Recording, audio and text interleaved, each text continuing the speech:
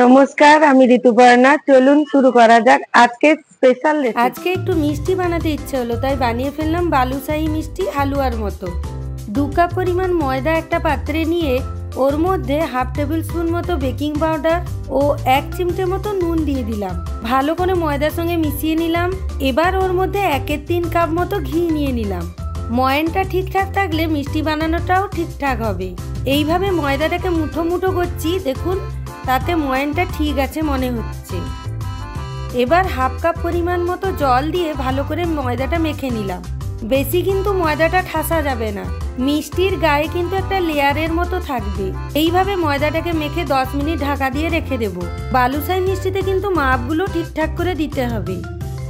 এবার একটি কড়াতে মিষ্টি রসের জন্য 4 কাপ পরিমাণ চিনি ও 1 কাপ পরিমাণ মতো জল দিলাম। আলাদা একটি বাটিতে উষ্ণ গরম জলে কিছুটা কেশর ছড়িয়ে রেখে দিলাম। কেশরকে এইভাবে উষ্ণ গরম জল বা দুধে ভিজিয়ে রাখলে সুন্দর একটা কালার আসে। মিষ্টির রসের মধ্যে 2-3টে এলাচকে ফাটিয়ে দিয়ে দিলাম সুগন্ধির জন্য। এবার ওই কেশর ভেজানো জলটা চিনির রসের মধ্যে দিয়ে দিলাম। দেখুন কি সুন্দর একটা কালার চলে এসছে। এবার হাত দিয়ে এইভাবে দেখে নিতে হবে চিনির রসটা হয়েছে কিনা। হালকা চটচটে ভাব চলে এলেই রেডি চিনির রস।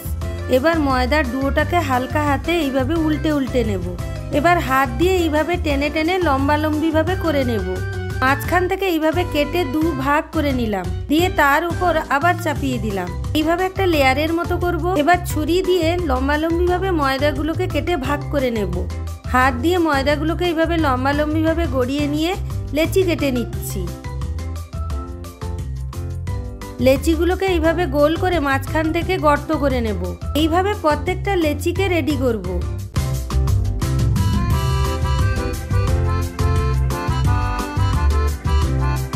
এবার একটি কড়াতে সাদা তেল হালকা গরম করে ওর মধ্যে রেডি করা মিষ্টিগুলো দিয়ে দেব। গ্যাসের ফ্লেমটা একদম কমিয়ে রাখতে হবে। তেল বেশি গরম হয়ে গেলে মিষ্টিটা কিন্তু ছেড়ে যাবে, শক্ত হয়ে যাবে। দেখুন মিষ্টিগুলোর গায়ে কিরকম লেয়ার লেয়ার হয়ে গেছে। এবার মিষ্টিগুলোকে আমি রসের মধ্যে ডুবিয়ে দেব। মিষ্টিগুলোকে হালকাভাবে এইভাবে তেলের মধ্যে নেড়ে দিতে হবে। রেডি আমার বালুশাহী মিষ্টি হালুয়ার মতো। ওপরে সিলভারের তবক লাগিয়ে দিয়েছি ও পেস্তা কুচি ছড়িয়ে দিয়েছি। এইরকম রসালো বালুশাহী আপনারাও বাড়িতে সহজে বানিয়ে নিতে পারেন। আমার চ্যানেলটিকে লাইক, শেয়ার, সাবস্ক্রাইব ও ফলো করুন।